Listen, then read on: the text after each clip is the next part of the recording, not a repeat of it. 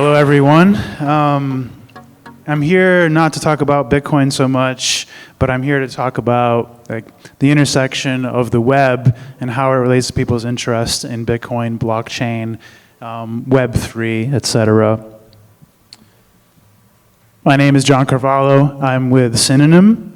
We work on this intersection. Basically, we create products and protocols to make it easier for people to actualize the hyper-Bitcoinization dream, so that way you can have a kind of alternative economy that is mostly based on Bitcoin. And we like to show ways that people can use a lot of the use cases that people are claiming require extra blockchains without a blockchain. And so today, what I'm going to talk about is a little bit of the history of the web to kind of lay a foundation to explain what people are talking about when they talk about Web 1, 2, 3, 3.0, 5, et cetera, which are growing kind of interesting topics lately. They told me they had a problem with this slide. They said, your video link's not playing. Well, this is the slide. So the web's really cool, right? You can post any kind of video you want. You can say anything you want in a public forum. And you have these really cool companies that will host this data for you for free, and they'll just, protect your privacy and let you do all these cool things, right? So of course I'm joking. These three slides, I'm basically showing how YouTube increasingly is censoring people, and Twitter is showing people putting their opinion on the data of what people can say, and people are getting canceled. And now you have, constant data loss and privacy compromises within what we would probably call Web 2 at the moment. So the question is, how did we get here? And so going back into the history of the web, it kind of started as Web 1.0. And the simplest way to put this is it was a one-way street. It was like a read-only web. Most of what people were doing using the internet in the context of the web was just visiting a website and downloading data and reading this data. They weren't interacting with it. They're just consuming data. Granted, there were design aspects of the web back then that were more peer-to-peer than they are today. We did have email, we always have, and we had things like bulletin board systems, et cetera. But mostly, when people talk about Web 1.0, they're just talking about this idea of consuming data from a server. Web 2.0 kind of introduced this two-way street where you had this interactive capability. A lot of the features that you were using, say, desktop applications for, you could now do with websites. So you could have accounts, you could have e-commerce, you could have social media. All of these kind of rich platforms that you wanted to do with software, you could now do with websites. And this is really cool, but this brought a bunch of trade-offs. One of the trade-offs is this walled garden concept. Even from the very beginning of the web, you had these kind of portal websites and portal ISP providers, and walled gardens just became the natural incentive structure for these providers. They found some sort of website application that was really compelling and useful to users, and they found a way to kind of trap you in there and cultivate as much value of users as they could, and make it increasingly difficult for you to be able to leave. This is not really, ideal in the dream of the internet and having full interoperability and full kind of self-sovereignty. It also made things pretty unfair. It makes it very difficult for new entrants to compete, and it makes it so these people can see, and then eventually, more lately, control everything you can and can't do, can and can't say, et cetera. And this leads to things like you have here, capture of value by big tech. You just get Silicon Valley controlling everything. They work with the government, and they put misinformation labels on things. They cultivate and use all of your behavioral and private data, and they often aren't very good at keeping it safe. You're probably getting an email once every month or two from one of your website providers about how they had some kind of compromise, and they just want you to be aware, but everything's okay, but you should change your password. And this is becoming an increasing problem. So now you have this Web3 concept that's come up. You have, pardon my French, shitcoiners that are promoting this concept where they want to say that blockchain, which solves money in Bitcoin, can also solve problems of the web. The problem with this is Web3 is a different thing than Web 3.0. It is not actually a version of the web. It is not a specification that is now going to be the next web. It is kind of a product narrative that associates getting people to be interested in investing in and owning tokens related to blockchains and shitcoins. The original idea of Web 3 or Web 3.0 as proposed by the W3C was actually involved with solving problems related to metadata and what we call the semantic web. This never really got popularly solved. It is still something that needs to be addressed today, but there were many attempts by people like Tim Berners-Lee and inventors of the web to just basically try to address data about data. How are we going to make it easier for applications, websites, users to be able to automatically and selectively be able to organize information in an automated way without having to basically rely entirely on somebody like Google to store all the data for them. Now, shitcoins, they decided to take this concept and just pretend it never existed and say, okay, Web 3.0 has nothing to do with anything except what we say it has to do with. And what Web 3 to them basically is providing web devs and web users easy-to-use interfaces for interacting with smart contracts. And ideally, and most of the time, specifically for token smart contracts. So this is like, so they could automatically participate in a smart contract for DeFi, which is just more tokens on top of tokens. Or NFTs, so they could use like OpenSea and automatically log in with their MetaMask. But none of this was actually very decentralized or peer-to-peer or local first, owned by the user. It's actually just another product owned by another subset of, rich or what's the word? Entrenched, providers of internet services and websites. It is not actually a new version of the web that frees anybody. It's just a new narrative product that people feel like they can kind of capitalize on and maybe get rich using. This is more of what I just mentioned. You can't build a solution for the web on a blockchain that is ultimately more centralized than Bitcoin because it is ultimately censorable. And that's the problem with shitcoins in general is you're building on a foundation that requires this compromise where you're just going to say, okay, we're going to accept that if this thing scales and becomes wildly popular, it will also be extremely centralized and extremely censorable. This is like totally conflicting with the purpose of using a blockchain, which is specifically for maintaining the integrity of the unique accounts and the unique scores that it protects. Just this quote here, your life must be a progression towards ownership. First mentally of your independence, and then physically of your work, owning what you produce. So if we really want to start talking about ways that you can have and improve the web and have a new web, it needs to be about putting the user in control, not putting blockchains in control or using them as broadcasting mechanisms, etc. So what would be the solution? How do you have a web that handles these walled garden problems, these privacy problems, etc.? Well, you kind of want to go back to peer-to-peer primitives. You want to make sure that the users generate the data themselves, and they decide who and when and why they distribute this data and which methods they want to do that with. It has actually nothing to do with blockchain. So the challenge is, how do people create and share content? Typically, you rely these days on a central server. You go to twitter.com, you put in the data on their website, they save it in their database, and they serve it for you. Well, you don't need things to be that layout. You could create your data locally, and they could subscribe to your data and provide authenticated feeds of your data that can be proven that you generated with your own private key.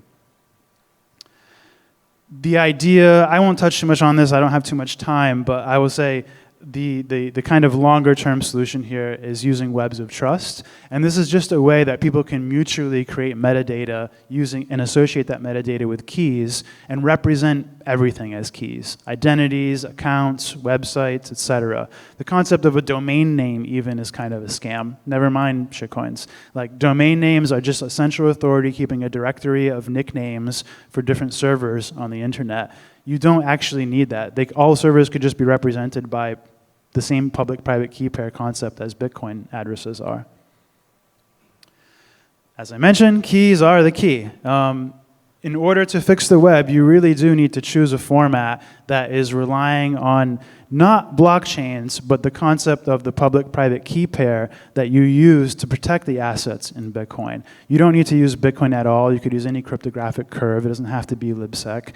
But if you use this as a primitive, it allows you to control, improve your control, and give access to anything you want data-wise. This is kind of some examples of the ways that our company is going to be implementing and some of the features of accepting these primitives. But basically, managing your own profile, like your social profile, your public profile, your accounts, and your contacts, these can all be represented as keys.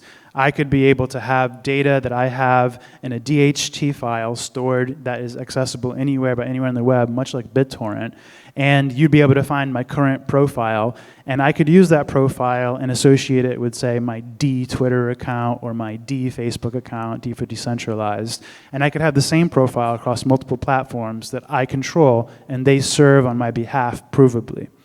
And you could do the same thing with contacts.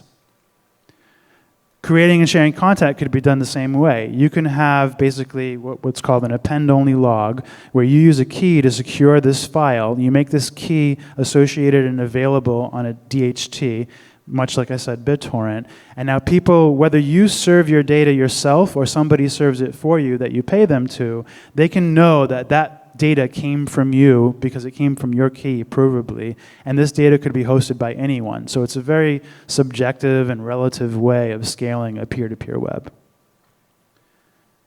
You can also use keys to demonstrate proof and trust. So you can use this for reputation systems, and this again gets into the web of trust concept, where you could now say, I rate, Joe Bitcoiner is, a true Bitcoiner. And here's the rating system I use. And Joe uses the same rating system, and he rates me a true Bitcoiner. And we use a scale of 1 to 10. And I say he's a 9, he says I'm a 10. Now, when somebody asks us about the other, we can provide that proof that that person rated me. And you can kind of create this whole web of proofs and this web of trust. And you can use this to form any abstraction or any subjective definition of metadata about any data or any key for any reason. So I talked about Web 3 a little bit. There's no Web 4. You'd have to ask the Web 5 guys why. But I think what they'll tell you is just that generally they wanted to jump the shark without jumping the shark. I don't know if that you know that expression, but they kind of wanted to do the same trick that the shitcoiners did with Web3 and kind of say, we're going to take and conflate this concept of a versioning system with our narrative and our design for how to fix the next web or provide the next web. And we're going to just call it Web 5 because it's like beyond Web 3 or Web 4, I guess. Or maybe they did something like Web 2 plus Web 3 equals Web 5. I don't know. But it doesn't have anything to do with any of the things we talked about. It has nothing to do with NFTs and smart contracts and blockchains, a little bit with blockchain, and it has nothing to do with the semantic web either. And so Web 5, just to compare a little bit of what we do at Synonym with what TBD is doing with Web 5, there's actually a lot of overlap. I would say for the most part, conceptually, they've got the right idea. They're trying to basically get people to use public-private key pairs to represent things. They're trying to make data local first and use some sort of peer-to-peer storage mechanism. But they're trying to also include blockchain again. They're trying to say that one of the dependencies is actually Bitcoin and that your public-private key pairs should be what they call able to be key-rolled by broadcasting updates into the Bitcoin blockchain. The problem with this assumption is that it kind of puts aside the whole subjective semantic problem of that you can only really verify an identity if you do so using a second factor of authentication or a third factor or multi-factor authentication. If I lose my key, that doesn't mean that just because I also sent an update using the master key that I haven't lost the master key.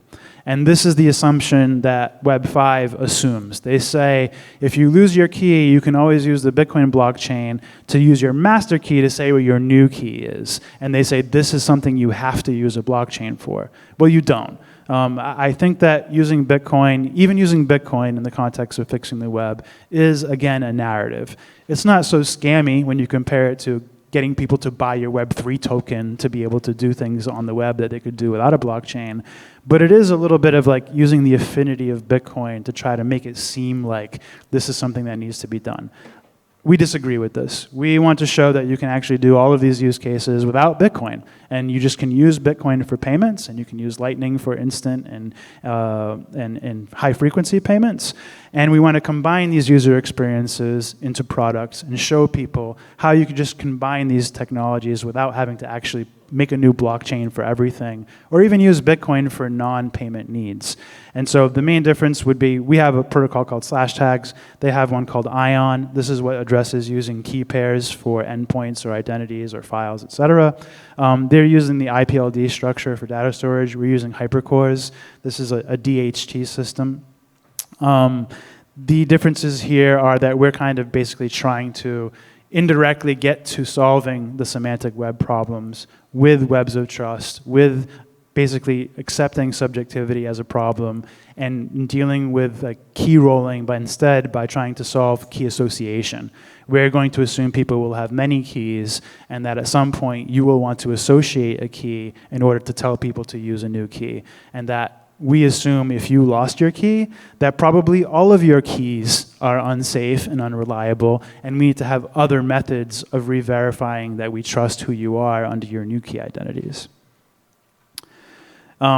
This is already a lot of what I talked about. You know, we can leverage the familiarity of people holding keys. The idea here is people have been working on these web problems for a long time, since before Web3, as shitcoins define it, since before Bitcoin. But it never really took off. We have PGP keys. We have had, you know, people trying to do webs of trust for a long time. Since the early days of Bitcoin, traders actually used a web of trust to trade before exchanges even existed. You can look it up online, the Bitcoin web of trust. But not until Bitcoin apps became popularized did we actually have a keychain app that people became familiar with trying to protect their own keys and use them, you know, for anything in the web. And we want to show how you can actually take one application and you can have the keys that you store for your Bitcoin be also stored with the keys for your accounts, the keys for your profiles, keys for your contacts, and how you can kind of capture this new user experience where people now are having to solve problems with how to keep their keys safe, with how to keep control of everything they do in the web. And so that's the unique opportunity I think we have today. And yeah, that's my presentation. I'd like to take some questions, but if you want to learn more about how we think the next web should be solved, you can visit synonym.to. You can find me on Twitter as well. And yeah, anyone have any questions?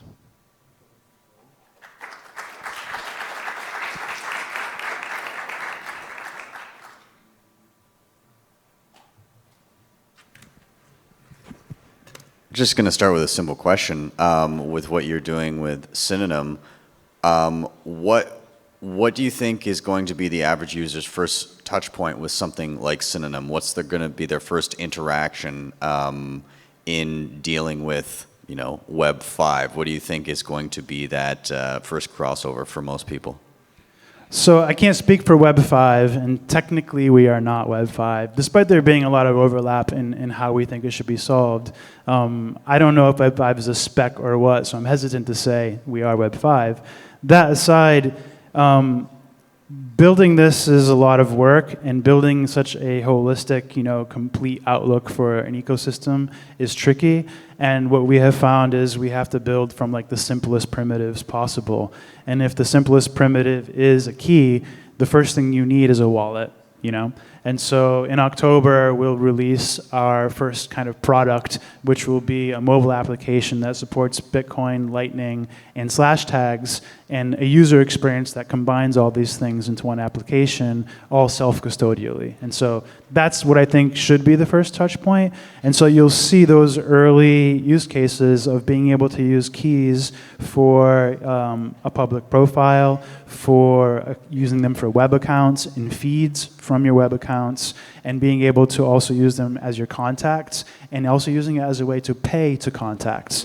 So in this application, you'll be able to simply, like, when you want to send a payment, you could paste an invoice or scan an invoice, or you can tap and choose someone from your contact list. And this will allow you to, like, to ping them over slash tags for them to generate a Lightning invoice for you, for example. And with that, do you see some overlap and some interaction between, in Bitcoin lately, there's been a lot of companies that are focused on offering easy plug and play Bitcoin nodes, but also personal servers. Do you see that as a way of hosting individual data and then perhaps tying in with a slash tag and saying, this is my data here, you can access it here? Do you think there's some there? Yes. I would say, stepping aside from your question for a moment, the format is the most questionable part of that. In other words, convincing people to run their own server or to their own hardware node, et cetera. This is a very niche thing that only enthusiasts really seem to want to do in so far. I don't know what the killer use case would be to get 1 million billion people to be buying a node and running a server strictly for using the web. You might have to find some way to package that in their router or in their computer by default. My opinion is, so to come back to answering your question, yes, it is highly appropriate because we're trying to get people to host things, at least create them locally themselves, which means having at least a copy of it. Most people can't scale a local hardware anything to serve to more than a handful of users and to be highly available. So the designs that we work on do assume that you're going to have some sort of marketplace for being able to get other people to relay, host, serve, seed your data. So while I think it's highly appropriate, I don't know that that format will be what makes it all work, because mostly people just have a cell phone and they just want everything to work with their cell phone. But cell phone operating systems don't give you permanent availability. Like, your node is only open when the app is open. And so you can't really even serve reliably even to one person if the app is closed. And so you still need to kind of have this concept of a server somewhere. It could be your, Start9 device at home, and it could be running running it for you. Or it could be anybody. It could be Google, you know what I mean? Because the way this design works is your file is created with your key. It's only writable by your key, and people can verify that the file is the file they're looking for, regardless of who serves it.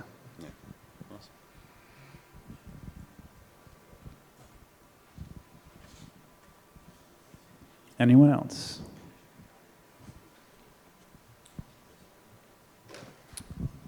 Can you give more details about your interoperability with existing systems like PGP, Web of Trust, SSH, key management, and so on and so forth? Interoperability is kind of a red herring. I'll probably regret get quoted for that in the future. But interoperability there's different levels of interoperability, and practical interoperability is pretty much never actually happening. You know what I mean? You can try to coordinate with like interest people to use the same spec and call it a standard and try to push it forward. But what is standard is what everybody uses, is what's popular. And so even though Ion and slash tags are using public-private key pairs as a primitive, and so is MetaMask and Wallet Connect and the things they're doing with Web3 for token contracts. Even though we're using that, you're never going to just be able to have them all just interoperate without each one having to do special work to automate any slight differences in how they've been implemented. And that's easy to do because the primitives are so simple, but it does require the incentive to do it at all. And so if I wanted our wallet to support, say, Wallet Connect, or to support Ion or DID spec, we could do that and do what we do the way we do it. And to the user, they would know no difference. The only difference would be when they were using our format, they would have the full feature set of our format. And if another format had limited use cases, I'll give you a specific example. Our wallet does support LNURL auth, but we only support it in the sense of if the user scans that, we will add it as an account in the account section. But those accounts don't have even half the features of /tags accounts. So when the user tries to interact with that specific account, it will literally only give them the ability to log in and nothing else. They won't have like a data feed from their account. They won't be able to cross-authenticate both ways or update anything. So you can provide user experiences that feel interoperable regardless of the level of interoperability because the primitives are so primitive. Yeah, basically my question was your application, would it host also GPG keys or not? Not at the moment. If that's something people ask for, we could easily add it. But we're not doing, the user experience of our wallet is meant to be for anyone. It's not meant to be, for example, like, who would use a GPG key? Like, you know, you would, sure, but like, you would also want to be able to sign messages with it, and you would also want to be able to like connect it with your email and be able to sign your GitHub uploads, etc. That's not what this is for, you know? And if that became in demand, we could easily add that because we're speaking in keys, but it's not really appropriate to the user experience. Anyone else have any questions? Web 3, Web 5? All right, thanks everyone.